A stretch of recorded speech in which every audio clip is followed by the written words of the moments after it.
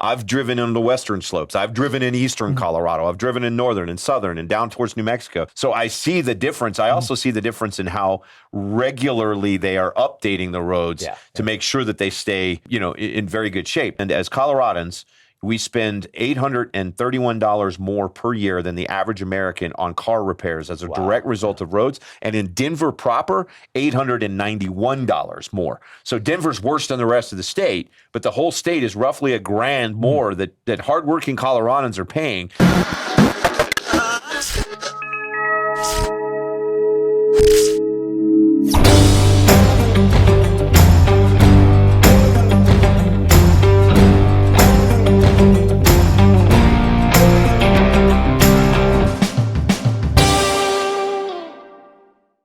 It's the Twisted View. Leland Conway, along with Benjamin Allbright and Christian Toto. Like and subscribe our channel. Click the little bell icon for notifications. And, of course, find the Twisted View podcast on your favorite listening app.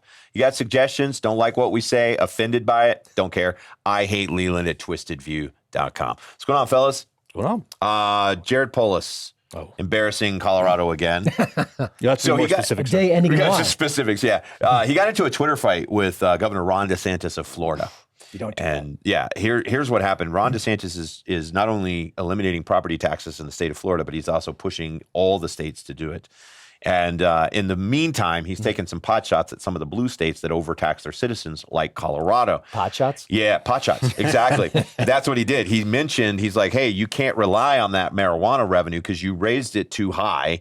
So the high taxes on marijuana in Colorado are failing because it's driving people to the black market. And we have a thriving black market for marijuana in the state of Colorado. Governor Polis decided to go back and forth with Ron DeSantis, who's probably got about a 50 or 75 point IQ lead on him. And he said, this is what Polis said. He's in response to DeSantis. He said, Colorado has generated over $3 billion in cannabis revenue, paving roads, building schools, rec centers, all while crushing the illegal sales. But you do you. First of all, not true that it's crushing illegal sales. Second of all, we may have collected $3 billion, but it is waning now because the taxes are too high. And third, I haven't seen a damn paved road in Colorado in a long time, so I don't even know what he's talking about with that. Yeah, that seems, if we collected 10% of the state's annual budget, and where is what roads? Can someone show me we a should road have where this the best roads paved with gold. Yeah. It's amazing you can say that. Also, local media is not fact-checking that. No. Digging into it and saying, hey, wait a minute, maybe Governor DeSantis has a point. You never, ever get that. You can just say whatever you want. And to prove it, not to go outside of Colorado, but just look at Governor Newsom's, everything he says. Yeah. I mean, my God, there should be a fact-check machine that's just going to pounce him every day. He's a pathological liar. He really is. I'm not saying that's Polis, but I am saying that in this case, that's a total lie. I mean, not that we got $3 billion. I'm sure we got $3 billion, but we spent it on their pet projects. We did not spend it on roads and bridges. I mean, you have to, when you go get registered for your vehicle here, you have to pay a road safety fee and a bridge safety fee. And I thought we were already paying gas taxes to pay for the roads, but now it's like the mafia. You want that bridge to hold up while you're driving across it? Give me my little fee, right? Like it's absurd. And it's absurd for him to claim that because we have the second worst ranked roads in the United States, behind only California, which also does the same thing and overtaxes people. And here's the other thing. I'll say this and I'll get off my high horse. But which you may need to use because the roads are so bad. You're not going to be able to get anywhere. And also our non-paved roads are better than our paved roads. Check those horseshoes. But I've driven extensively in all the Mountain West states that are surrounding Colorado, Montana, Wyoming, Utah, Idaho, Nevada, Arizona, New Mexico. All of them, with the exception of New Mexico, have better roads than Colorado does. And certainly Utah, for instance, I mean, you would think their roads are paved with gold. Yeah. Montana's infrastructure is impeccable. Wyoming's infrastructure is impeccable. So what happens is these guys go, oh, well, our climate is why the roads are bad. Like, no, it's not true because all of those states have similar climates. Super hot in the summer, super cold in the wintertime, and the flux in between. Yeah. They clearly use a different material on their roads. We use material that is inferior. It's designed inferior. I honestly believe they're designing our roads to fail because it makes it less convenient for us to drive our cars because they want us in an electric car or they want us on a scooter in a 15-minute city. There you go. That's my diatribe. Mass transit. Could be trying to push you towards mass transit too. Yeah, that too. So you can get stabbed on the bus. Man, I don't know. Now I want to look into all this. You piqued my curiosity. That's not a place you want to be if you're hiding something either. But like, yeah, now my curiosity is piqued on this because I wonder, like the cynic in me is like, okay, well, they deliberately choose this so that they continue to get money because who owns the company that's paving all this? Right. At the end of the day, like, I mean, There's only a couple of companies that's that what do I'm saying. There's only a couple of companies that do this. So let's see where they're donating money. And, Right. I bet you we'll chase something down with that. I don't. Yeah, this is one of those things that's going to bug me. Now I know what I'm doing tonight. Next show, Thanks, he comes Leland. back with the research. Right. Well, I mean, here's the thing, though. Even if it was inferior building products, let's just say you're right. I assume you are. But you'd still have better roads. You'd still be pouring that money. I mean, if he's bragging about it, then there's got to be a cause and effect. Right. And I know you're anecdotal. You're just one person driving in different states, but it's pretty good evidence. You're going here, going there, examining this, examining that, understanding what's going on. That's a pretty good one-person example. Well, and it's not only that, but I drive all over these states, including Colorado. Yeah. So I have been, it's not like I just drive between Colorado Springs and Denver, and that's my experience. Yeah. Right. I've driven in the western slopes. I've driven in eastern Colorado. I've driven in northern and southern and down towards New Mexico. And then many of those other states, I've driven extensively in them as well. So I see the difference. I also see the difference in how regularly they are updating the roads to make sure that they stay, in very good shape. And it's just, it hits different here. And I did the research on this the other day.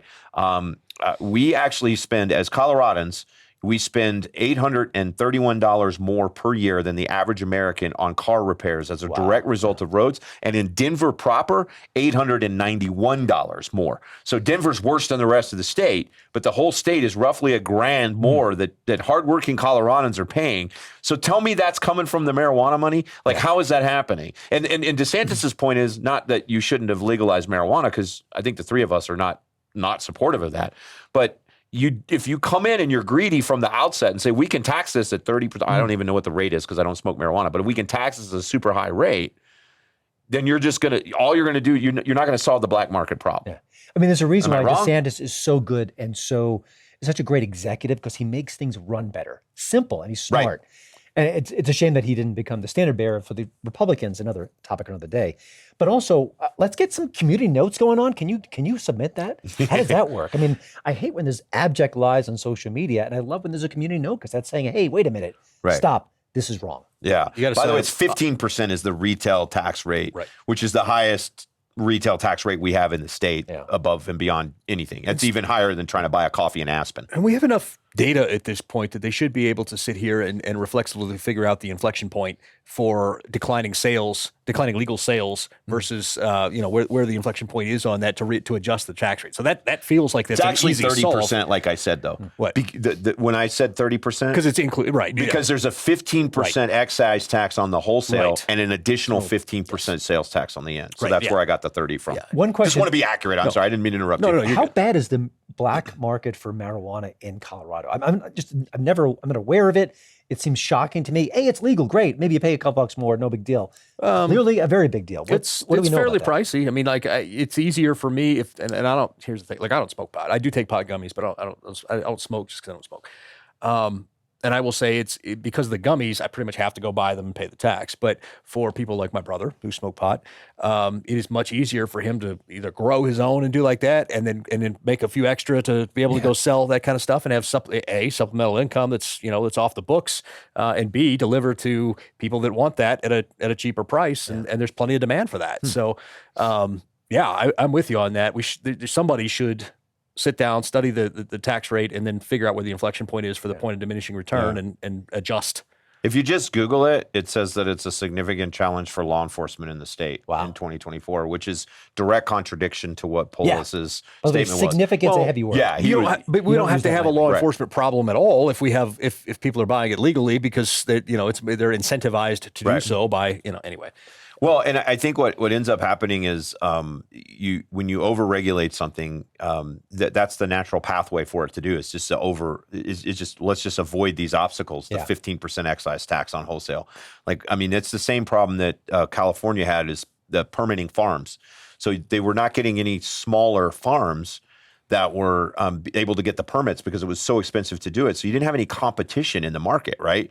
And I imagine it's the same here in Colorado. And if you don't have that competition, you don't have a thriving market, it's easier for that competition to just be like, look, I'm a small farmer. I'm just going to go grow this on the side and sell it to the cartel. Yeah. Because then I can sell it either here in Colorado or I can sell it to a bus that's headed to Arkansas, right? It doesn't matter. One way or the other, I'm getting some money from it. Which is It's the mistake shocking they're that making we- in Arkansas, by the way. They're only giving 3 of those permits away, and so it's Right. you have no competition. It's Microsoft, Apple, and Right. whatever. Yeah. And What's the point of that? You That just have doesn't to make buy any one of sense. our things. So It isn't one of the big arguments, but the whole thing is like, hey, let's make it legal. We'll kind of wipe out the illegal trade, the violence that comes with it, all the bad things. That's what they told us. I know. That's what it was sold. And and now we got it's- more crime.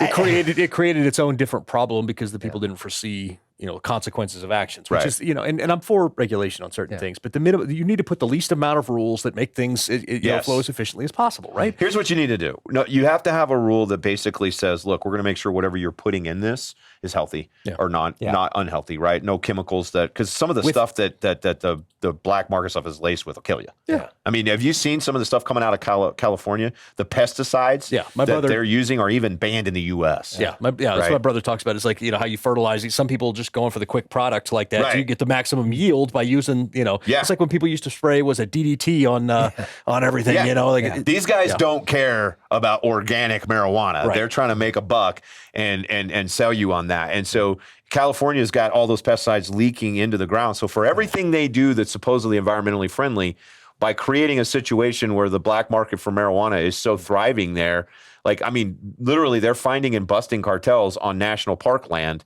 because they're going into the mountains and they're just growing this stuff and they're leaching it right on down into these pristine waters. And there's nasty, chemicals and toxic stuff up there. I haven't seen any studies on that here in Colorado, but I can't imagine we don't have these kinds of growing outfits in some of the national forests and BLM land in the state, because half the state's BLM land. There's right? 2 problems here. One is a neutered media that won't hold people accountable. Right. And then we don't have much of a GOP here in Colorado that can kind of counter these messages. Yeah. So you Or just- a you just libertarian have party that could mistakes stand run up wild. and actually get it together. Libertarians need to yeah. take yes for an answer. So, yeah. I can't. Yeah, my facial expression is probably caught on there. We saw that on camera, bro. No poker face. here. My gripes. Yeah, I don't. Well, even the majority of voters in Colorado are independents. The majority of voters in Colorado are libertarian. They Right. just don't admit it to themselves because we've got such a tribalist thing going on. Everybody wants to, I'm like, most of you, if I took the labels off the questions and just gave you questions and answers, most of you are libertarian. Right. You just don't vote that way. I mean, for me, it's just basics, man. Just give me enough police to make sure the crime's down, which they haven't done. Pave my freaking roads, Which they haven't done. which they haven't done. And get out of my way so I can go create a business and pursue the American dream. And I saw, I can't remember which Democrat it was that tweeted this the other day, and they were like, Americans want, I think it was Hickenlooper. But anyway, it was like, Americans want groceries. They want to be able to afford their groceries and decent health care. And I'm like, no, jackwagon. I want to be able to build a business and generational wealth for my family because I'm a damn American. That's what America is.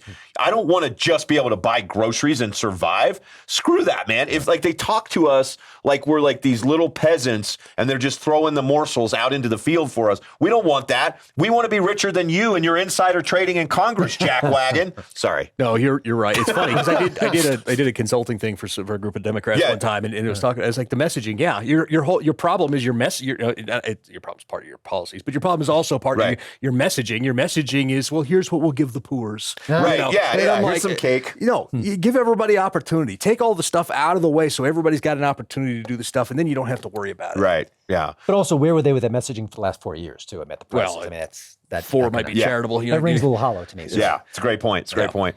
Let's talk about body shaming. Christian, Hey, listen, you why? pointed out. I tried, You all put right? on a few pounds, guys. working Put on a on it. few I wear pounds. black because it's slimming. Well, it is, it's the holiday season, so we're all eating extra calories. But no, you pointed out, you noticed that a lot of the people that were shaming everyone for body shaming were the first to get on the Ozempic bandwagon, and all of a sudden they got these really beautiful svelte bodies.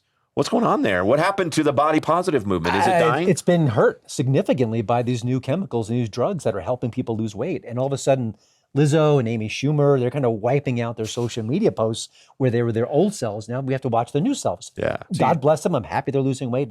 I'm sure they're healthier. But where is that messaging? Is it going the way of climate change? Like, was it Bill Gates said? Thank God that's about to Yeah, die. I mean, it's fascinating. Yeah. This isn't like 20 years ago or 10 years ago.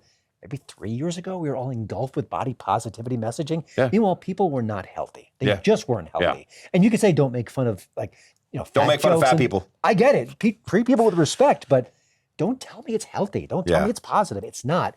And all of a sudden, new messaging. Yeah. Maybe they're just streamlining and shedding dead weight. I'm a terrible person. You are. That's why we love you. My angle on it, I mean, of course, I want everybody to be healthy and all that kind of stuff. My angle on the messaging in the first place is hypocritical. I mean, it's just it's a hypocrisy. These same people were saying, accept me as I am, because they lack the willpower to do the things that it took to get to where they were healthy. And fine, I'm not going to sit here and make fun of you or whatever, but I also don't have to pretend that this is the ideal body image. Yeah. And in the same way that you don't have to pretend that I'm the ideal, image of masculinity or whatever. I'm not requiring that of you.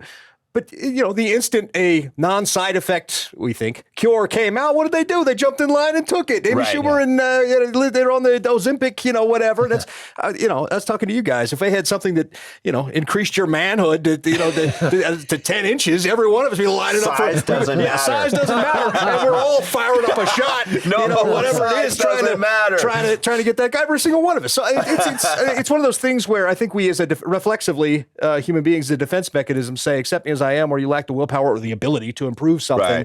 Right. But the first chance of the opportunity to be able to improve something, we shed all ethical responsibilities to go do that. Well, doesn't it come down to this? Like, obviously, we don't want to judge people by how they look, because I have a face for radio. I've got a voice for newspaper. But I've got a body for science fiction. Oh, wow, we're the perfect people to comment on this. That was Rodney Dangerfield. But isn't it true that there are certain things in life that are objectively beautiful and objectively not, right? Like, so when you start putting obese people in the Victoria's Secret catalog, right? Okay, that I'm not saying that people that are obese can't be beautiful, because people are beautiful on the inside. Maybe I've seen some really beautiful women on the outside and beautiful men on the outside who are very, very ugly on the inside, and vice versa, right? But at the same time, there are certain things that are objectively true. And that is that the vast majority of people are not attracted or want to look at somebody in a tight, skinny, nothing bikini who weighs 300 or 400 pounds. I mean, that is objectively true in most cases. Am I wrong? No, and also, listen, celebrity cachet isn't what it used to be. So if a celebrity says, go vote for X candidate, I'm going to do the opposite. Either that or we ignore them. But also, if you're trying to lose weight and then you see a Lizzo and she's saying, I'm beautiful, you're beautiful too, at just the way you are, you're actually telling those people not to lose weight. Right. And saying which it's okay is not to be healthy what you for are, them physically. Which is not remotely healthy. Right. That's a genuinely bad message. Right. Yeah. So. Yeah. Great. No, I definitely agree. I think there's some subjectivity to it. Different people find different things Of course attractive. there's Or whatever. absolutely. But I like. And it's funny because historically it would be the opposite. Overweight was attractive during the Middle Ages because it was a sign of Because they abundance had in food and all that kind of stuff. So it changes with the times. But at the same time, I just don't think, like, I'm fine if they want to put that in the Victoria's Secret catalog because they want to market to people who are who are a certain size. Okay, cool. Yeah. What I don't like is that you make it to where I have to say what's attractive to me has to fit your definition of what's attractive to you. Right. That's where I draw the line, because I'm like, I know what I find hot. You guys may not find it hot. I'm not judging you for not finding it hot. You're not judging me for. Well, Who was the model though? The first plus size model, Ashley. I can't think of her name. But but she's beautiful. Beautiful girl. Yeah. Objectively beautiful woman. There's a difference. What I'm getting at is there's a difference between curvy. Yeah. There's a difference between thick with 2 C's and being morbidly obese. Right, exactly. There's a difference. And one is not attractive and the other may very well be, right? That's the point. And then when you are overtly in television ads and in catalogs and in print ads and in the mall and all these places, when you are overtly putting the thing that is, what makes it objectively not attractive is because it's obvious evolutionarily in our brain that person is not healthy, right? You look at, and again, we can't remember her last name, but Ashley, the first plus size model in sports swimsuit issue, whatever, she's not an unhealthy person. You can tell, like, she's heavy, but she's not unhealthy. Yeah. And so there's nothing in that clicks and says this is incongruent with human biology. But when you see someone that's literally just like 300-400 pounds overweight and they're doing this, that is objectively not healthy. And therefore, in our minds, we register something's not right about that because that isn't healthy. But we're telling everybody to tell everybody that that's just fine. But isn't it all just basic marketing to begin with? I mean, at the end of the day, everything is sold via sex, right? I mean, everything. That's true. If they get this car, they're not going to bang you. If they get this, if you don't have this toothpaste, this scent, this shampoo, if you don't have your facial hair, whatever, these clothes, whatever it is, you're not going to get laid. And that's, I mean, it's all like that. So then you get this message. Well, actually, it's okay. You can get laid while they turn around and sell you this diet product. While they turn around and sell you a larger of their same clothes. We're making you feel good about yourself, so you'll buy our, to me, it's all marketing, I guess. Yeah, it is. That's but a great that's point. Inauthentic marketing. Oh, absolutely. But they're saying, okay, this is beautiful, but it's not, or it's not the beauty standard, or it's not for most people. Right. But they're saying you must say this is beautiful. It's actually why I think Victoria's Secret has had hard times in recent. Well, I mean, years. the dress barn was just honest. Dresses as big as a barn, right? I mean, it was just honest, right? It was like, hey, this is what it is. You need one that size, you go there. Who's the marketer behind that name? That was the worst marketing ever. Lane Bryant did it so much better because there was nothing in the Lane Bryant. Right, exactly. I mean, and except I have no, if you, whatever you weigh is whatever. Like it's cool. We're cool with it. I don't care. I just, the only thing I don't like is you telling me what I have to like. Yeah. Well, and I think, but that's the thing. I don't like the girls that are absurdly thin either. And I feel like part of this was a pushback on, a lot of the Hollywood and all that. I mean, you know. It's a great point. The women that are absurdly thin all the time. I don't want my woman to look like Skeletor. Was it the 90s or the early 2000s that's all we heard about? Was that the models are so absurdly heroin thin. chic. You would see them and they look like they were starving to 90s death. heroin chic. It was. And then Sydney Sweeney comes around with a transparent dress on, and we all freak out because she's lovely and she's womanly and she's curvaceous. She's got good she's genes. Natural. Apparently. Great genes.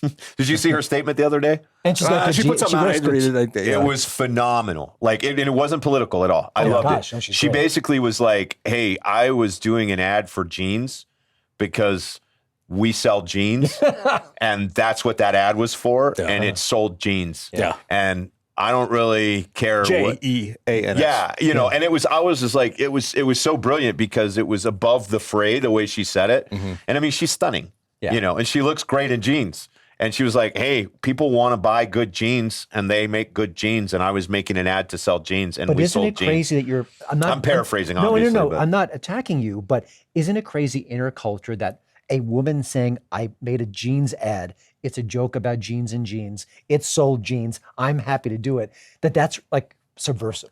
Right. Isn't that insane? Right. The most simple thing you could possibly say, it's a play on words. I know, a beautiful woman sells jeans. The thing about it is, how do you even get to the racial aspect of that? Because every race on Earth, every human being has genes, has genetics, and they can be, and there are beautiful people in every race, like really stunningly beautiful people in every race.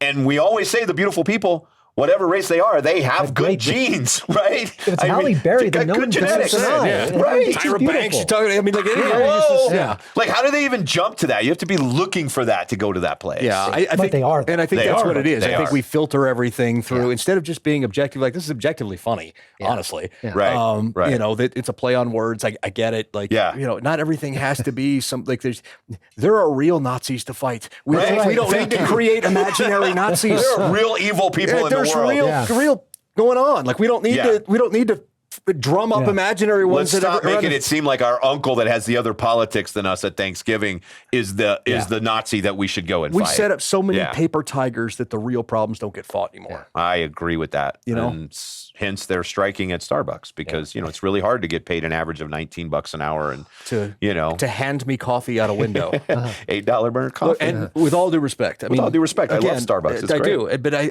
but just they treat their employees well. Mostly do. A friend of mine who works in works in that side of the house for Starbucks, and and Jordan Schultz, a friend of mine, his son Howard. Oh, cool. So cool. It's funny to see some of that stuff, and now we've got automation that's rendering a lot of this stuff irrelevant anyway. You could put a robot at the window that could take a card and take a coffee off the line and put it out there. Make it better. Yeah. And by the way, my son is 16. He finally got a job, and it took him months and months and months and months to get a job. And I keep hearing everyone his age like, I don't have a job.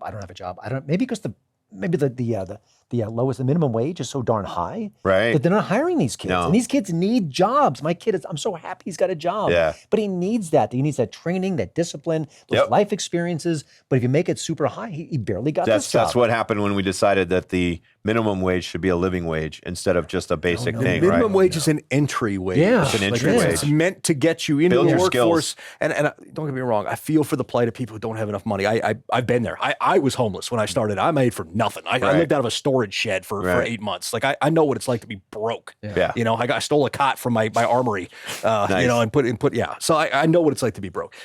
But again, it's not the design of, like, Gordon Gekko had it right.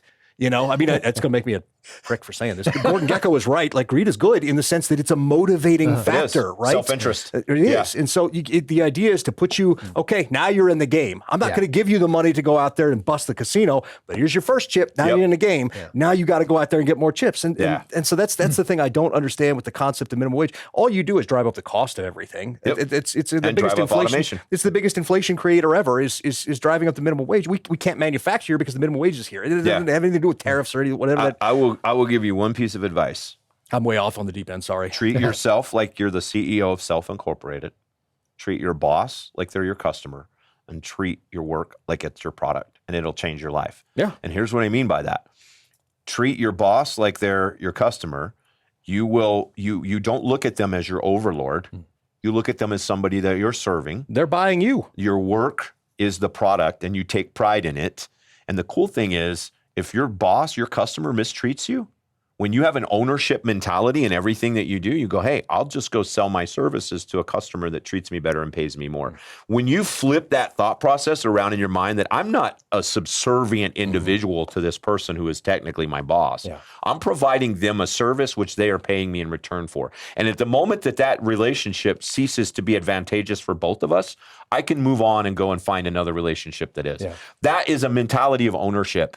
And we've got to get people in America back to that mindset of building your own, whatever it is, even if it's a business or it's a career or whatever it is. If we don't have that mindset, we will forever be subservient and we'll be victims. And that's a horrible, miserable way to live. It's the entitlement mentality today, where everybody's I'm entitled to this money, I'm entitled to this job. No, you're not. You're entitled to the opportunity to go do that. Entitled to the opportunity. It's my That's job right. to create you the opportunity for you to go better yourself. It's not my job to better you simply because I bettered myself along the way.